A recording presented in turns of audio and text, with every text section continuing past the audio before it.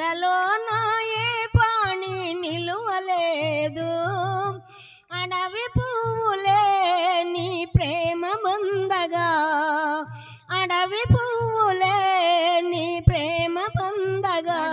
లేక నేను ఈ లోకయాత్రలో బహుబలహీనుడనైతినయ్యా.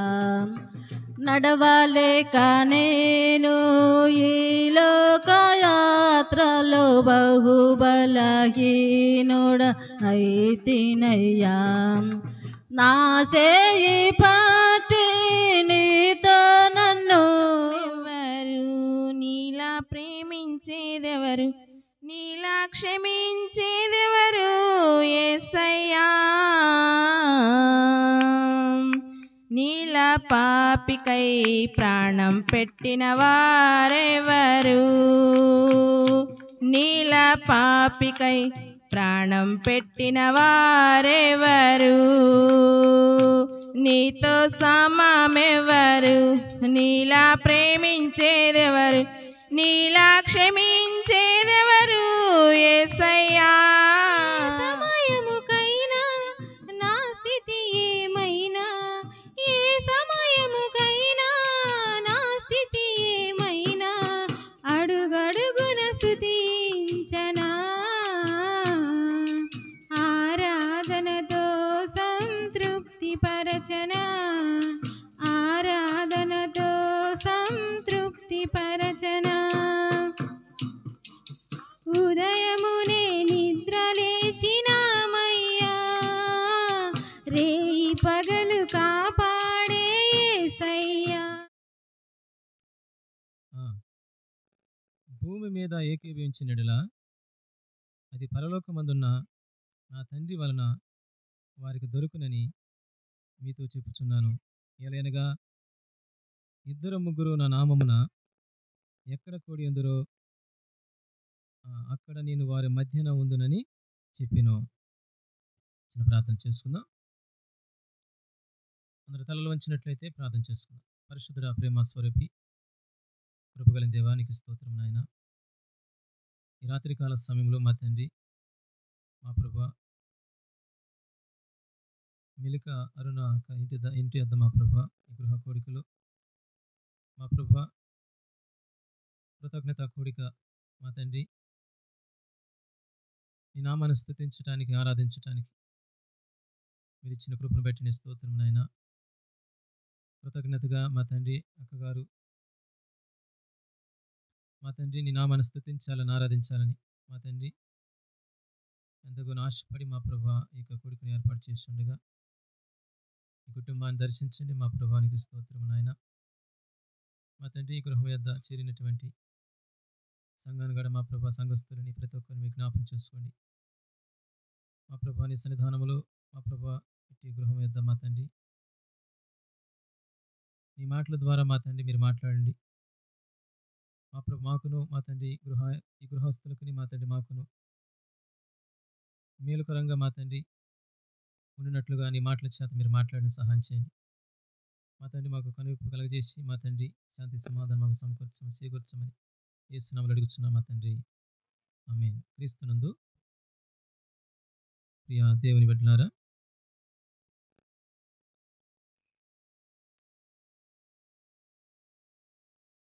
మత్తయి సువార్తలో మనం చదువుకున్నటువంటి వాక్య భాగంలో 19వ వచనం 18వ అధ్యాయము 19-20 వచనాలు మనం చదువుకున్నాము. మన ప్రభువైన యేసుక్రీస్తు వారు ఆయన వాగ్దానం చేసినటువంటి మాటలు. ఏమని వాగ్దానం చేస్తున్నాడు? మీలో ఇద్దరు తాము ఏడుకొని దేనిని గూర్చినను భూమి మీద ఏకీభవించినట్ల అది పరలోకమందున్న నా తండ్రి వలన వారికి దొరుకునని మీతో చెప్పుచున్నాను. ఏలైనగా ఇద్దరు ముగ్గురు నా నామమున ఎక్కడ కూడి ఉందరో అక్కడ నేను వారి మధ్యన ఉందినని చెప్పిను. ఇక్కడ ప్రార్థించినప్పుడు లేక ఇద్దరు లేక ముగ్గురు ప్రార్థించటానికి, లేకపోతే దేవుని సన్నిధానంలో దేవుని ఆరాధించడానికి కూడుకున్నప్పుడు వారి మధ్యన నేను ఉందునని ఆయన వాగ్దానం చేస్తున్నాడు. గమనించాలి, దేవుడు యేసుక్రీస్తు వారు ఆయన మన మధ్యన ఉంటానని వాగ్దానం చేస్తున్నాడు. ఒక మాట అంటాడు, చిన్న మంద భయపడొద్దని చెబుతాడు. అది గమనించాలి. ఇక్కడ ఎవరు కూడుకుంటే దేవుడు వింటాడు, దేవుడు ఉంటాడు, ఎలాంటి స్థితిలో ఉంటాడు దేవుడు మనం ఆలోచన చేసినట్లయితే, మలాకీ గ్రంథంలో మనం చూస్తాం, మూడో అధ్యాయము 16వ వచనాన్ని మనం చదివినట్లయితే, అప్పుడు యెహోవా యందు భయభక్తులు గలవారు ఒకరితో ఒకరు మాట్లాడుకొనుచుండగా యెహోవా చెవియొగ్గి ఆలకించెను. మరియు యెహోవా యందు భయభక్తులు కలిగి ఆయన నామమును స్మరించుచు ఉండువారికి జ్ఞాపకార్థముగా ఒక గ్రంథము ఆయన సమ్మూఖమునందు రాయబడెను. ఇప్పుడు ఇద్దరు ముగ్గురు కూడుకుంటే దేవుడు ఉంటానని వాగ్దానం చేశాడు. అయితే ఎవరు కూడుకుంటే, లేకపోతే ఎవరు ఒక చాట కూడుకుంటే దేవుడు ఉంటాడని మనం ఆలోచించినప్పుడు యెహోవా యందు భయభక్తులు కలిగి. ఎక్కడ ఇద్దరు ముగ్గురు కూడుకుంటారండి? ఎక్కడ కూడుకుంటారు? ఇప్పుడు ఏ సమయంలో?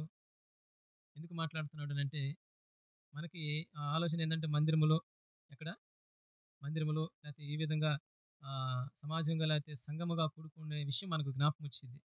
యేసుక్రీస్తు వారు ఆయన ఏ దృష్టిలో ఉంచుకొని చూస్తున్నాడంటే, మనము ఆయన నామాన్ని నిత్యం ఆరాధించాలి. ఆయన గురించి మాట్లాడుకోవటం, ఆయన గురించి పాడటం, ఆయన గురించి మనం సంభాషణ చేయటం అనేది మనకు ఎంతో ఆశీర్వాదకరం. మనం అనుకుంటాం, ఏదేదో చేస్తే, గొప్ప గొప్ప పనులు చేస్తే మనకు ఆశీర్వాదం వచ్చింది, లేకపోతే మనం ఈ విధంగా దేవుని కొరకు ఇది చేసినప్పుడు అది చేసినప్పుడు అని మనం అనుకుంటాం. మంచిదే, మనం కానుకలు ఇచ్చినా లేకపోతే ఇంకేమైనా దేవుని కొరకు ఏదైనా చేసినా దేవుడు మనకు జ్ఞాపకం పెట్టుకుంటాడు. అయితే భక్తిలో భాగంగా మనము దేవుని మీద ఉన్నటువంటి ప్రేమను మనం ఏం చేస్తాం?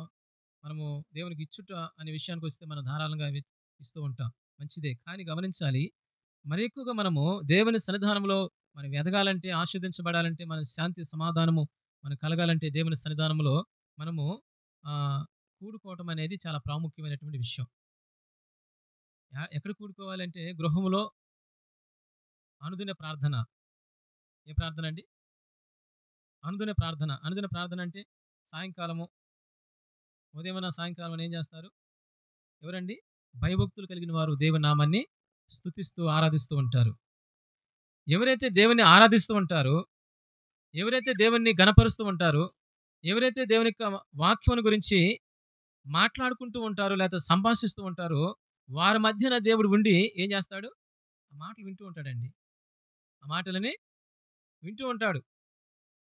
కాబట్టి మనము దేవుని గణపరుస్తున్నటువంటి మనము మందిరంలోనే కాకుండా, ఎక్కడ గణపరుస్తారంటే చాలా మంది కూడా దేవుని మందిరంలో గణపరచడం, దేవుని ఆరాధించడం శ్రేష్టమైన విషయమే. కానీ దానికంటే కూడా ఎక్కువగా మనము వ్యక్తిగతంగా మనము నడిచేటప్పుడు, ఇంటి వద్ద ఉన్నప్పుడు ఏం చేయాలి? మనం దేవుని గురించి మనము సంభాషణ చేస్తున్నప్పుడు, దేవుని గురించి మనం మాట్లాడుతున్నప్పుడు దేవుడు ప్రత్యక్షమవుతాడు.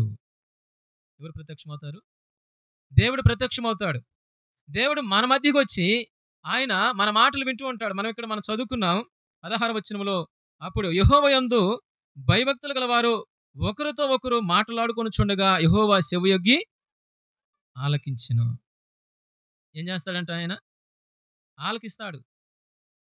అయితే మనము దేవుని యందు భయభక్తులు కలిగి ఆయన గురించి మనం మాట్లాడుకోవాలి. ఎవరి గురించి? మనం ఏదో లోక సంబంధమైన విషయాలు, ఆ కాపురంలో ఇట్ట, ఈ కాపురంలో ఇట్ట, వాళ్ళిట్ట వీళ్ళిట్ట అని చెప్పుకుంటామంటే దేవుడు వచ్చి వింటాడా మాటలు? ఏ మాటలు వింటాడండి? చూడండి, మన మార్కు సువార్తలో మనము చూసినప్పుడు, మార్కు సువార్తలో 16వ అధ్యాయము, మార్కు సువార్త 16వ అధ్యాయం 12వ వచనాన్ని చదువుదాం. మార్కు సువార్త 16వ అధ్యాయం 12వ వచనం. ఆ తరువాత వారిలో ఇద్దరు ఒక పల్లెటూరికి నడిచిపోచుండగా ఆయన వారికి ప్రత్యక్షమాయను. చాలండి. ఎవరికి ప్రత్యక్షమయ్యాడు? యేసుక్రీస్తు వారు పునరుద్ధానం చెందిన తర్వాత జరిగినటువంటి సంగతులన్నిటిని కూడా వారు మాట్లాడుకుంటూ వారు వెళుతున్నటువంటి సందర్భంలో ఒక పల్లెటూరికి, చిన్న పల్లెటూరికి వారు ప్రయాణమైపోతున్నారు. యెరూషలేములో జరిగినటువంటి ఆ కార్యము లేకపోతే ఆ పునరుద్ధానం గురించి, ఆయన మరణించాడు. మరణించిన తర్వాత మూడో దినాన్ని వెళ్ళి చూస్తే అక్కడ యేసు ప్రభువారు అక్కడ లేడు. కానీ పేతురు అంటున్నాడు, నేను చూచాను అన్నాడు. కొందరు చెప్పారు, మేము చూచామంటున్నారు. ఈ మాటలు వింటూ వారు ఒకరొకరు చెప్పుకుంటూ ఉన్నప్పుడు యేసుక్రీస్తు వారు అక్కడ వారి అక్కడ ప్రత్యక్షమైనట్లుగా మనం చదువుకున్నాం. మరలా చదవండి.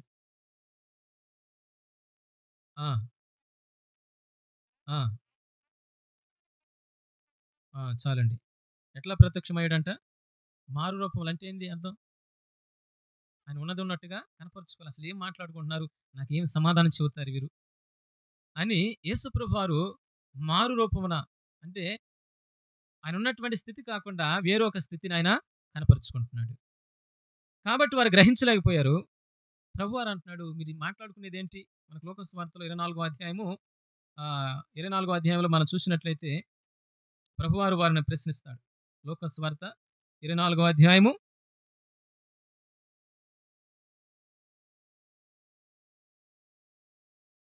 13 నుంచి మనం చదివినప్పుడు మనకి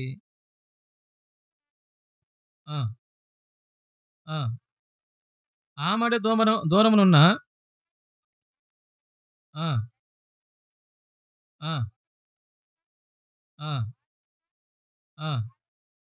ఆలోచించుకొనుచుండగా యేసు తానే దగ్గరకు వచ్చి వారితో కూడా నడిచెను.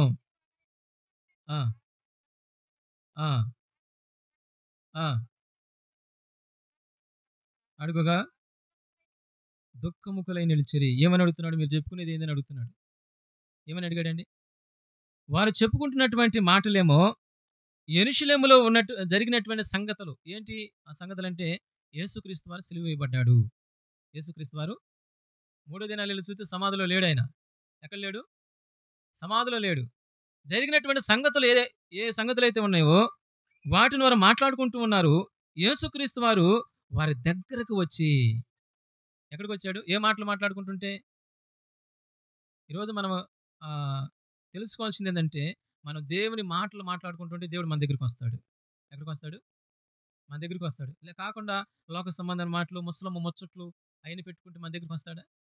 చెప్పాలండి. ఏం చేయాలి మనము గృహంలో మనము ఇద్దరుగా కానీ లేకపోతే ముగ్గురుగా కానీ, అంటే కుటుంబ సభ్యులు ఎంతమంది ఉంటారు?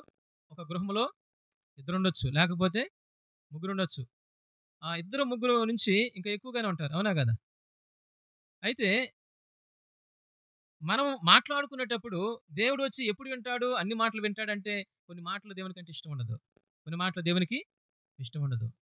కొన్ని దేవునికి ఇష్టమైనటువంటి మాటలు మనం మాట్లాడుతున్నప్పుడు ఆ మాటలు మనకి ఆశీర్వాదకరంగా ఉండవు కానీ, ఆ మాటలు మనకి సమాధానం ఇవ్వవు కానీ, యేసుక్రీస్తు వారి గురించి మనం మాట్లాడుకునేటప్పుడు, దేవుని గురించి మనం మాట్లాడుకునేటప్పుడు, ఆయన పుట్టుక, మరణము, ఆయన చేసిన కార్యాలు ఏదైతే ఉన్నాయో అవన్నీ కూడా మనము ధ్యానం చేస్తున్నప్పుడు దేవుడు వచ్చి ఏం చేస్తాడు? యేసుప్రభు వారు మన దగ్గరికి వస్తాడండి. ఎక్కడికి వస్తాడు? కొందరు అంటుంటారు, ఏందయ్యా మరి మేము దేవుని ఆరాధిస్తున్నాం, దేవుని స్తుతిస్తున్నాం, మేము మారు మనసు పొందాం, రక్షణ పొందాం, ఇన్ని సంవత్సరాలు అవుతామంటే దేవుడు మమ్మల్ని పట్టించుకోవట్లేదు. ఏం చేయట్లేదంట? దేవుడు మమ్మల్ని ఎందుకని పట్టించుకోవట్లేదు? దేవుడు మమ్మల్ని ఎందుకని ఆశీర్వదించట్లేదు? ఏంటి మా పరిస్థితి ఈ విధంగా ఉంది? దేవుడు మమ్మల్ని ఆయన పట్టించుకోవట్లేదయ్యా. ఈరోజు మనం గమనించాలి, దేవుడు మనల్ని పట్టించుకోవాలంటే, మన యొద్దకు రావాలంటే ఎట్లా ఉండాలి? మనం ఆయనకి ఇష్టలుగా మనం ఉండాలి. మనకు ఆయనకి ఇష్టమైన మాటలు మనం మాట్లాడాలి. ఆయనకి ఇష్టమైనటువంటి సంభాషణ, మన యొక్క సంభాషణలో నీతియుక్తమైనటువంటి మాటలు ఉన్నట్లయితే యేసుక్రీస్తు వారు సంతోషిస్తాడు, నీ దగ్గరికి వస్తాడు, నా దగ్గరికి వస్తాడు.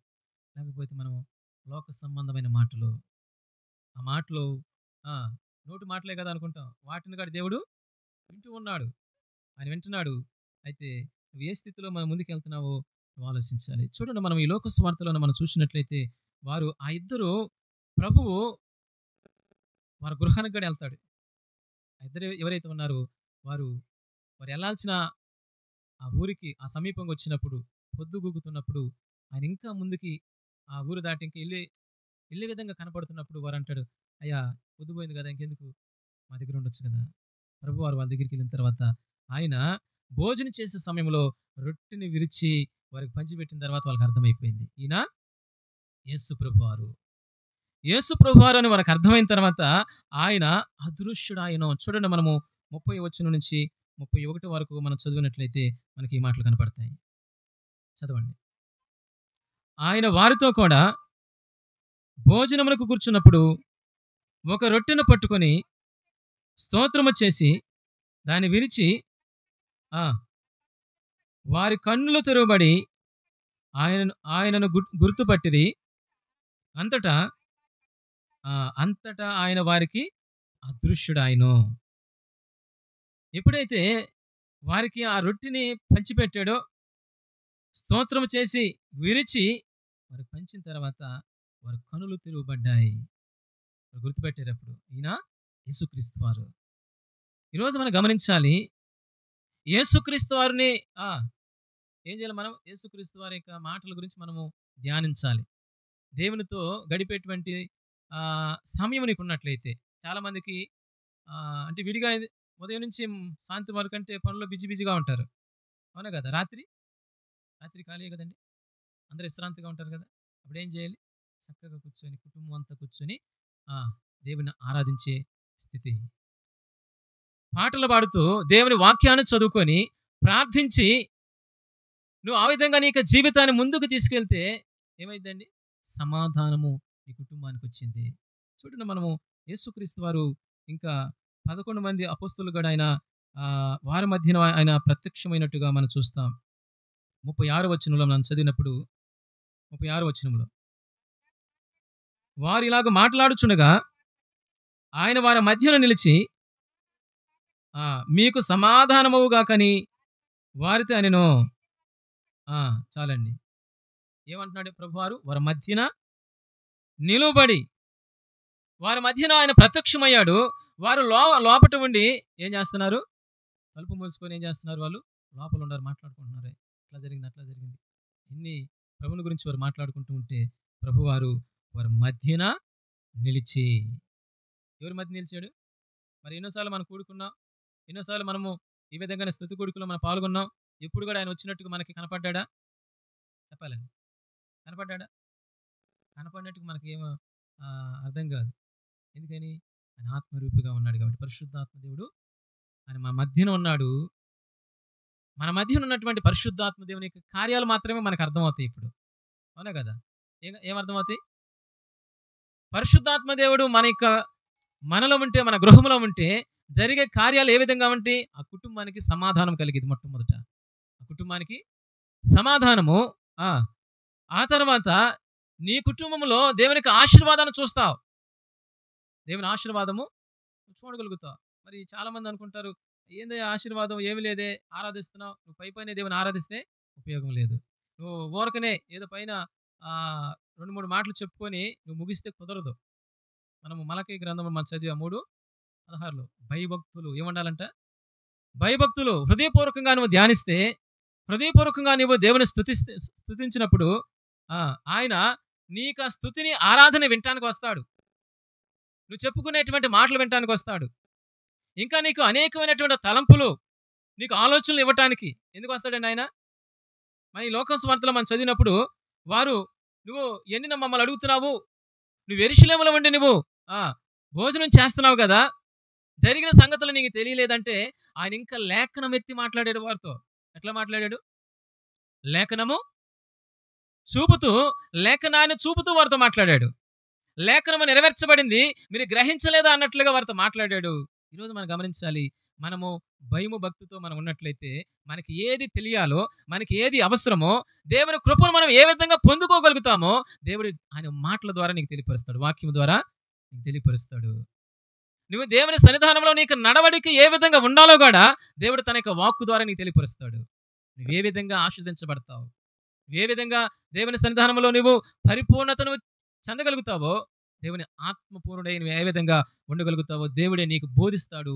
ఎప్పుడంటే నువ్వు దేవుణ్ణి శ్రద్ధగా వెతికినప్పుడు.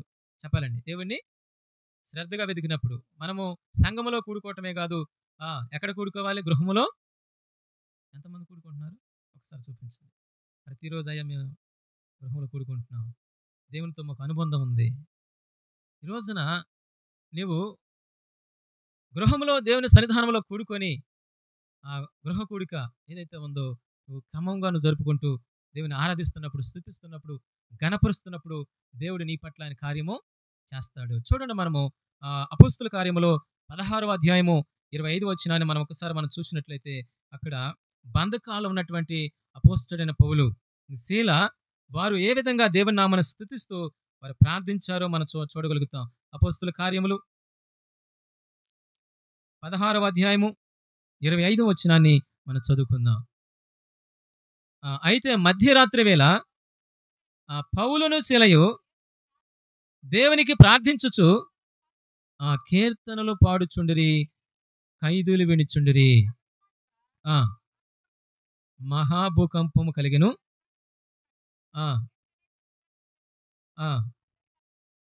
చాలండి. అందరి బంధకములు ఊడిను.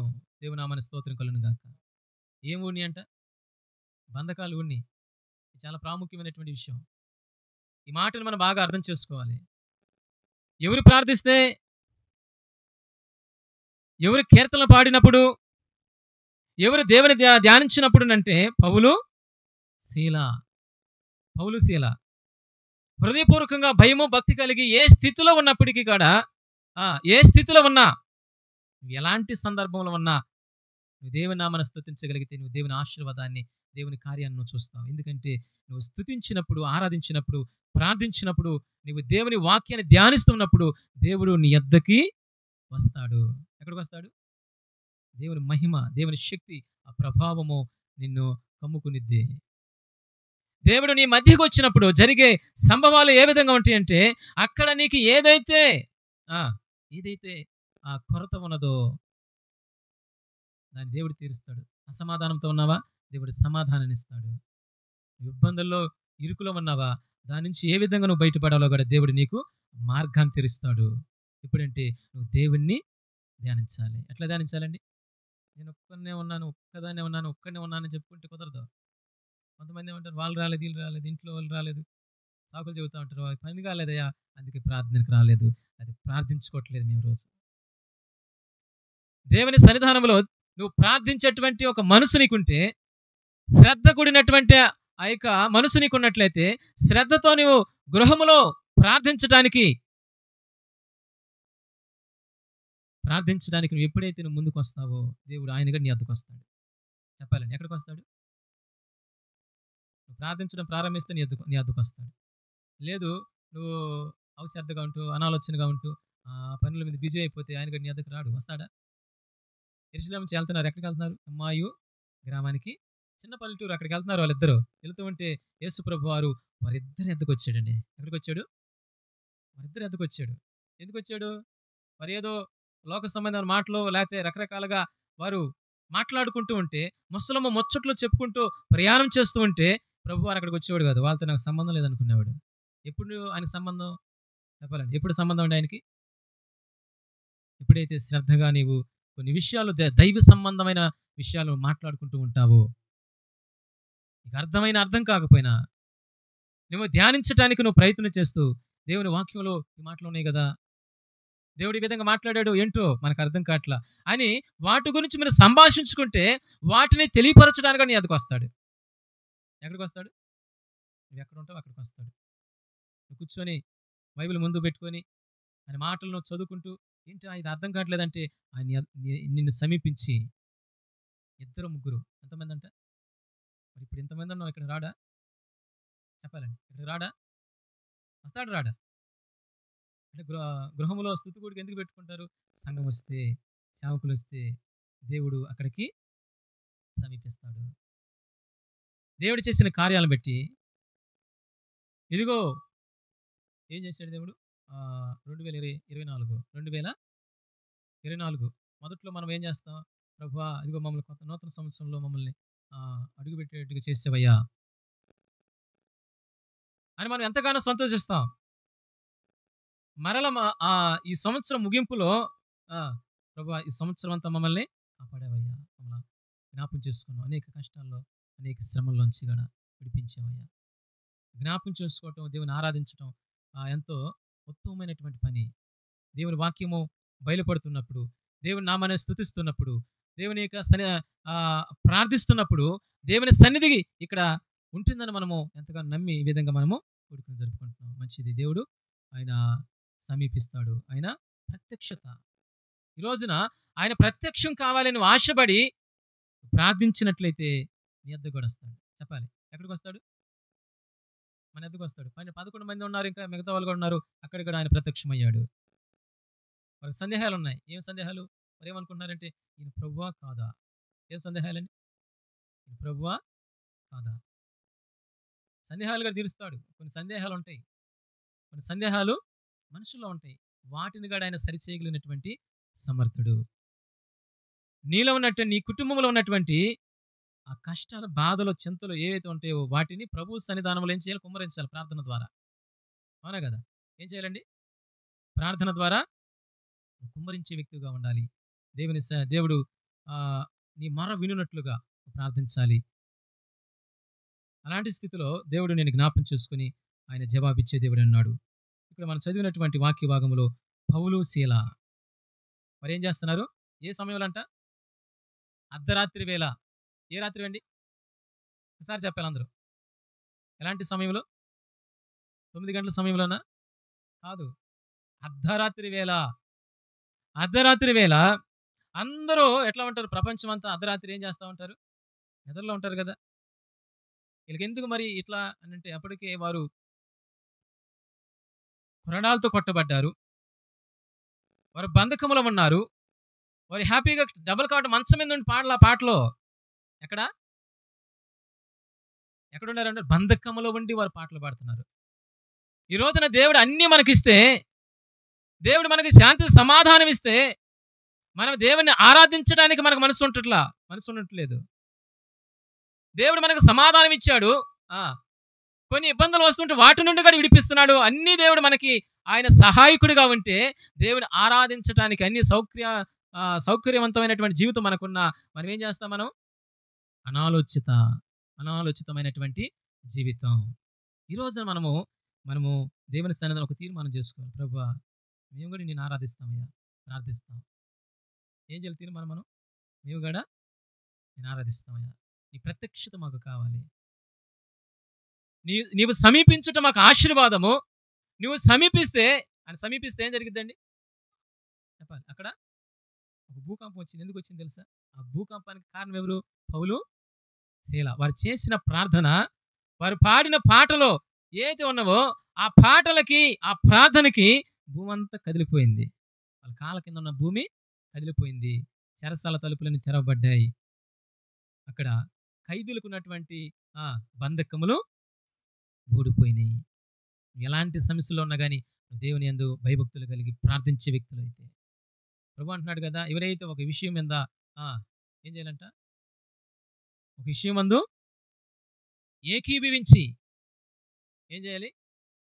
ఏకీభవించి ఒక ఇద్దరు ప్రార్థిస్తే, నువ్వు ఇక్కడ ప్రార్థన చేస్తే పరలోకమందు కూడా అది దేవుడు దాన్ని అంగీకరిస్తాడు. నువ్వు ఇక్కడ ఆసక్తితో నువ్వు ప్రార్థన చేస్తూ ఉంటే దేవుడు, ఆయన పరలోకములో ఉన్నటువంటి దేవుడు, ఆయన వింటూ ఉంటాడు. ఆయన నీ మధ్యకు కూడా అని వస్తాడు. ప్రార్థించినప్పుడు ఎప్పుడు వదిలిపెట్టలేనా? మీరు చేసుకోండి, తర్వాత చేస్తానన్నాడా? సంఘం ప్రార్థించినప్పుడు దేవుడు విన్నాడు. చెప్పాలండి, సంఘం ప్రార్థించినప్పుడు దేవుడు విన్నాడు. ఇంకా పౌలు ప్రార్థన చేసినప్పుడు విన్నాడు. పేతురు ప్రార్థన చేసినప్పుడు విన్నాడు. అంటే ఆయన ఏదో భయభక్తులు కలిగి ఎవరైతే ఉంటారో వారు ప్రార్థించినప్పుడు, ఆసక్తితో ప్రార్థించినప్పుడు దేవుడు కార్యం చేయకుండా లేడు. నేను ఆసక్తి ఉండాలి. ఏముండాలి? భయభక్తులు కలిగి ఆసక్తితో ప్రార్థిస్తే దేవుడు నీ మొర వింటాడు. నువ్వు ఆయన గురించి ధ్యానించే వ్యక్తి అయితే, ఆయన గురించి సంభాషించే వ్యక్తి అయితే, నువ్వు ఎక్కడో ఏం చెప్పాలి? నువ్వు ఏం మాట్లాడాలి? నువ్వు చెప్పాలి. ఏం మాట్లాడాలి? క్రైస్తవుడు ఏం మాట్లాడాలి?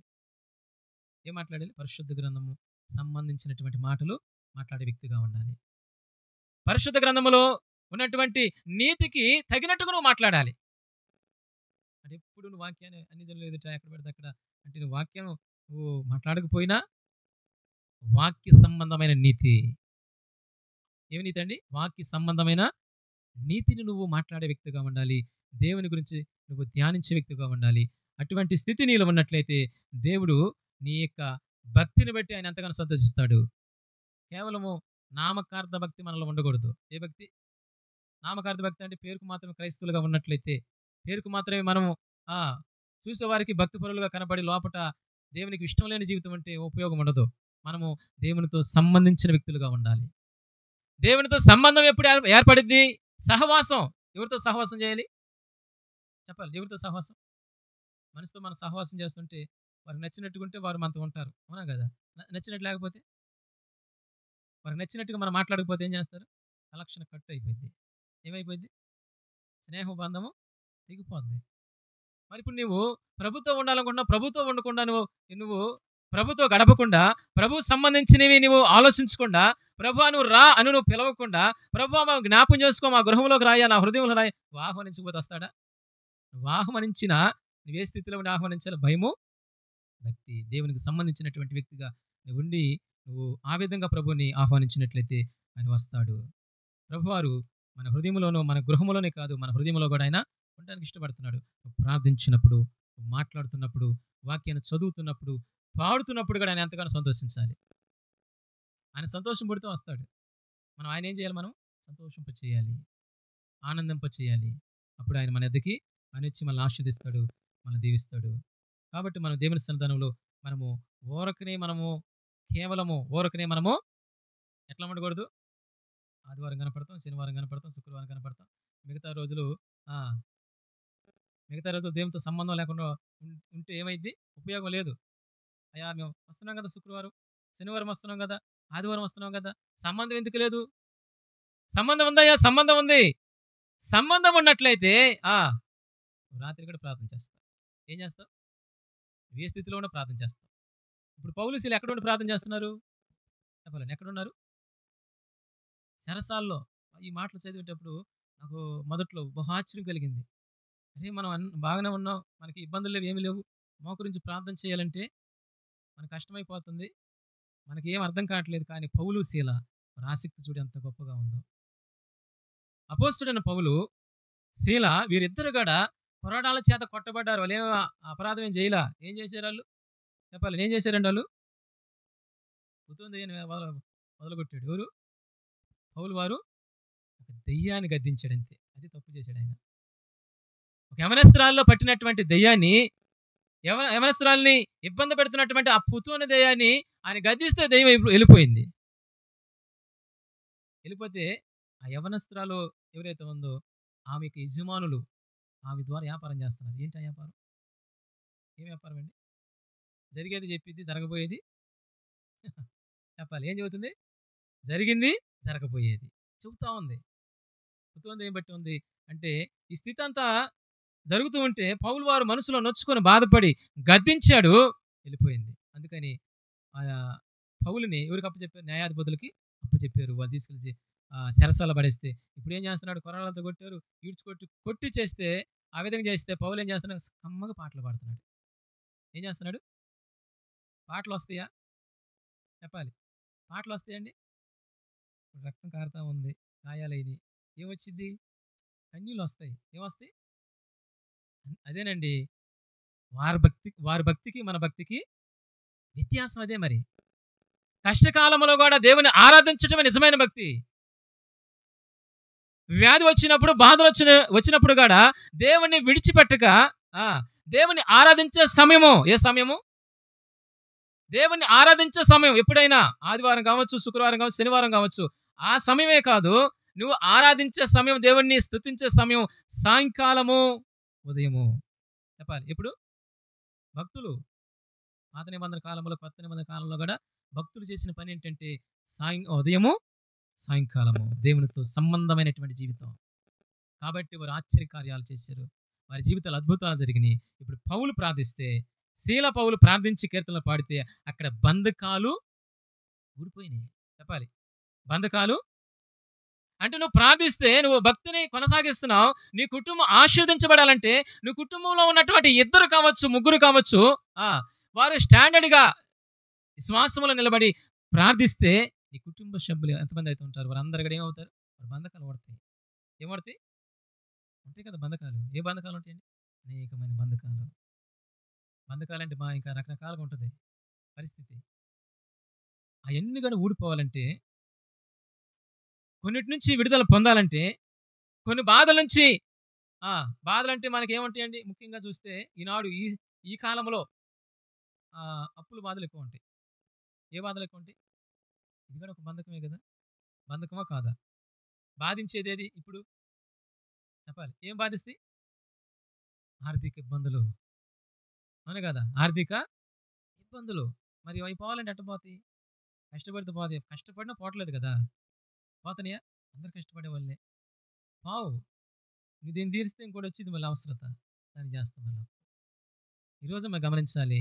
మన దేవుని సన్నిధానంలో దేవుని యందు భయభక్తులు కలిగి మనము దేవుని అనుసరిస్తున్నప్పుడు, ప్రార్థిస్తున్నప్పుడు మనకి ఏదైతే ఆటంకము కలిగి ఉన్నదో మనకి దేవునికి ఆ ఆ ఆటంకము నుంచి మనల్ని విడిపించడానికి ఆయన శక్తిమంతుడే ఉన్నాడు.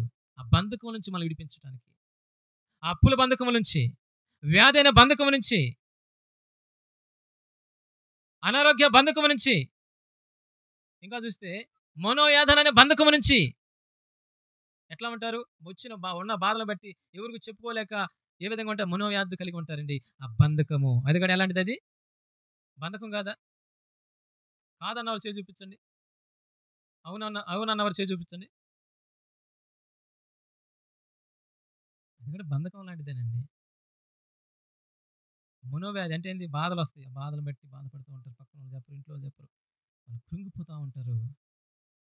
అయితే వాటన్నిటికి కూడా పరిష్కారము ప్రభు సన్నిధిలోనే.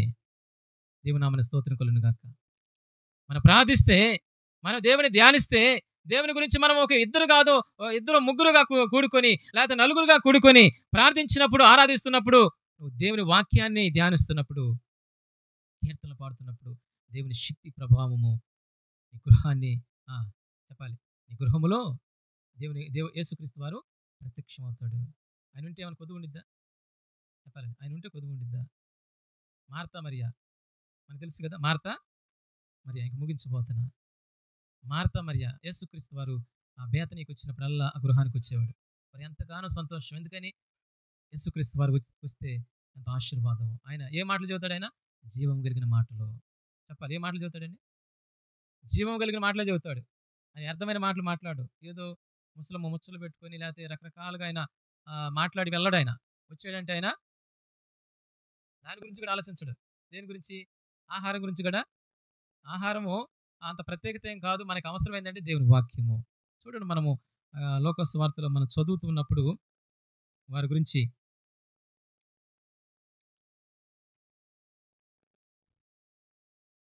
10వ అధ్యాయము 42వ వచనంలో మనం చదివినప్పుడు మరియా గురించి ప్రభు వారు ఒక మాట అంటాడు. లోకస్ వార్త 10వ అధ్యాయం 42. మరియా ఉత్తమమైన దానిని ఏర్పరచుకొనెను, అదే ఆమె యొద్ద నుండి తీసివేయబడదని ఆమెతో చెప్పిన. ఎవరితో చెబుతున్నాడు? మరియా గారి యొక్క అక్కగారితో చెబుతున్నాడు. మార్తతో చెబుతున్నాడు. మరియా ఉత్తమమైన దానిని ఏర్పరచుకుంది. నువ్వేం ఏర్పరచుకున్నావు? చెప్పాలండి. నీవు ఏం ఏర్పరచుకున్నావు? దేవుని వాక్యాన్ని చదవటానికి, దేవుని యొక్క పాటలు పాడటానికి, ప్రార్థించడానికి ఒక సమయాన్ని ఏర్పరచుకున్నావా? చెప్పాలండి. ఒక సమయం అనేది ఒకటి ఉండాలి మనకి. అవును కదా? మనము టయానికి వచ్చేసి మనం ఏం చేయాలి? గృహంలో అన్ని పనులు చేసుకొని మనం సాయంకాలంలో ప్రార్థిస్తే ఎంతో ఆశీర్వాదం అండి. దేవుడు దర్శిస్తాడు. దేవుడు దర్శనం ద్వారా తెలియపరుస్తాడు. అనేక విషయాలు మీతో మాట్లాడతాడు. మిమ్మల్ని ఆదరిస్తాడు. మీకు తోడుగా ఉంటాడు. ఇదే నేను చెప్పదలిసింది. దేవుని ప్రేరేపణ చొప్పున దేవుడు చెప్పమనే చెబుతున్నా అంతే. నేనేదో మొత్తం రాసుకొని వచ్చి మిమ్మల్ని ఏదో ఇబ్బంది పెట్టాలని కాదు. గంటలు చెప్పి మిమ్మల్ని ఇబ్బంది పెట్టాలని కాదు. మనము ఏ విధంగా అయితే మనము దేవునికి దగ్గర అవుతామో, ఏ విధంగా అయితే దేవుని యొక్క ప్రత్యక్షతను అనుభవిస్తామో, అది మనము అర్థం చేసుకున్నట్లయితే ఎంతో ఆశీర్వాదము. ఈ విధంగా దేవుడు మన దగ్గరికి వస్తాడు, లేకపోతే మనం దేవుని దగ్గర అవుతామంటే మనం దేవుని ధ్యానించడం ద్వారా. చెప్పాలండి. మనము దేవుణ్ణి ధ్యానించడం ద్వారా, దేవుని వాక్యం చదవటం ద్వారా, పాటలు పాడటం ద్వారా, ప్రార్థించడం ద్వారా మనము దేవునికి దగ్గర అవుతాం. దేవుడు మనకి దగ్గర అవుతాడు. కాబట్టి ఆయన మనలో ఉంటే, మన గృహంలో ఉంటే మనకి ఎలాంటి ఎలాంటి కొరత ఉండదండి. కాబట్టి ఈరోజు మనము జ్ఞాపకం చేసుకొని దేవుని సన్నిధానంలో ఈ విధంగా గృహ కూడుకులు పెట్టుకోవటమే కాకుండా వ్యక్తిగతంగా మనం ఏం చేయాలి, ఎవరికి వాళ్ళే కుటుంబంలో ప్రార్థన పెట్టుకోవాలి. సాయంకాలంలో ఎంతమంది పెట్టుకుంటారు చెప్పాలి? పెట్టుకుంటున్నారా? అంటే చేయి చూపించారు మీరు, వాస్తవంగా చేయి చూపించారు, మంచిదే. అయితే దేవుడిని మనం ఏం చేయాలి? మనము కూర్చొని ఏం చేయాలి? చక్కగా పాటలు పాడి దేవుని ఆరాధించి ప్రార్థించాలి. ప్రార్థనలో ఎక్కువగా గడపాలి. ప్రార్థన లేనటువంటి జీవితం, దేవుని ధ్యానించినటువంటి జీవితం క్రైస్తవులుగా ఎన్నాళ్ళు కొనసాగలేరు. దేవుని సన్నిధానంలో ఎన్నాళ్ళు కొనసాగలేరండి. కాబట్టి మనం దేవుని సన్నిధానంలో ఆయనకు అనుకూలంగా ఉండి ఆయన యొక్క ప్రత్యక్షతను మనం అనుభవిస్తూ సదాకాలం ఉందుముగాక. ఆమేన్. ప్రార్థన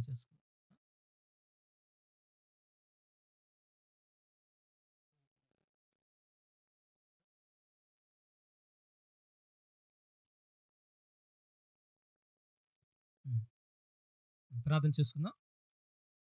ప్రార్థన చేసుకుందాం. అందరు తలలు ఉంచినట్లయితే.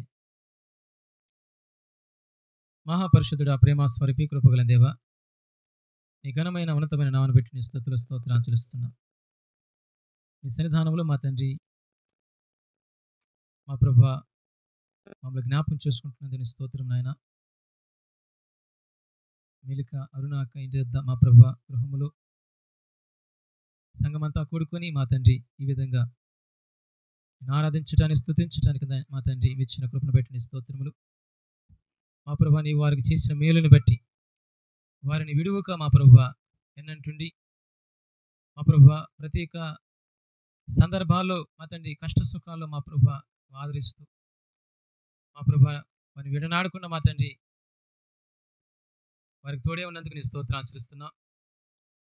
ఈ సన్నిధానంలో మా తండ్రి మీరు జ్ఞాపకం చేసుకున్న ఈ గృహాన్ని మీరు దర్శించండి. ఈ గృహాన్ని మీరు ఆస్వాదించిన మా ప్రభువానికి స్తోత్రములు. మా తండ్రి ఈ గృహంలో ఉన్నటువంటి మా వారందరినీ మా ప్రభువా మీరు దీవించును, ఆస్వాదించిన ఆయన నిత్యము మా ప్రభువా వారు నీ నామాన్ని స్తుతిస్తూ ఆరాధిస్తూ మా తండ్రి నీ మీదనే మా ప్రభువా ఆశ పెట్టుకుని ఉండగా మీరు జ్ఞాపకం చేసుకోండి. మీరు ఆస్వాదించిన నా తండ్రి నీ స్తోత్రమునైనా కూడి వచ్చిన వారికి జ్ఞాపకం చేసుకోండి. అతని ఆసక్తి కలిగి మా ప్రభువా నీ సన్నిధికి మా ప్రభువా ఇక గృహం వద్దకు వచ్చిండగా వారిని కూడా దీవించిన నా తండ్రి నీ స్తోత్రాలు చెల్లిస్తున్నాం. మా తండ్రి వారి గృహాల్లో కూడా వారి జీవితాల్లో కూడా మీరు ఆశీర్వాదంతో నింపండి. మా తండ్రి వారితో కూడా మీరు మాట్లాడండి. వారిని కూడా దర్శించిన ఆయన నీ స్తోత్రాలు చెల్లిస్తున్నాం. మా ప్రభువా అందరి ఎడల మా తండ్రి కృప చూపించే దేవుడివి, ధారాళముగా మా తండ్రి కృపను గురించే దేవుడివి నీ స్తోత్రాలు. మా తండ్రి నీ గాయపడిన హస్తముతో మా తండ్రి ప్రతి ఒక్కరు మీరు దీవించును, ఆస్వాదించును ఆయన. మా ప్రభువా నీ సన్నిధానంలో మా తండ్రి పలహారం మా తండ్రి తెచ్చిండుగా మా ప్రభువా ఈ పలహారాన్ని కూడా మీరు దీవించును, ఆస్వాదించండి. మా తండ్రి ఈ పలహారం పంచుకుంటున్న సహాయం చేయమని యేసు నామములో అడుగుచున్నాం మా తండ్రి, ఆమేన్. స్తోత్రం చెల్లింతుము, స్తుతి స్తోత్రం